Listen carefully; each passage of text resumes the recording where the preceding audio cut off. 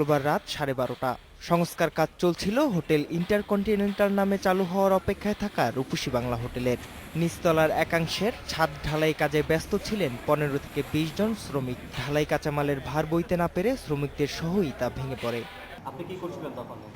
উপরে ঢালাই করতেছিলাম, পরে ভেঙে পড়ে গেলে বন্ধু পাবো, তার বিষয়ে কিছু বলতে পারবো না। ছাদটা ঢালাই অবস্থায় লোকজন সহ 700 একবারে নিচে পড়ে গেছে, পড়ে যায় এই আহত, এই ঘটনা ঘটে গেছে। এ ঘটনায় মারা যান গাইবান্ধার গোবিন্দগঞ্জের নির্মাণ শ্রমিক আলতাফ। এ সময় গুরুতর আহত হয় আরও 10 জন। ঢালাই কাজ চলতেছিল, এই ঢালাই থেকে হয়তো এই যে এটার যে নির্মাণ কাজ যে কোম্পানিটা করতেছিল হয়তো তাদের কোনো ত্রুটি বিচ্যুতির কারণে হয়তো এটা হয়ে থাকতে পারে। তো আমরা তল্লাশি করে আমরা দেখছি যে এখানে কোনো আহত বা নিহত লোক আছে। হোটেলটির সংস্কার কাজ করছিল নির্মাতা প্রতিষ্ঠান চারুতা লিমিটেড।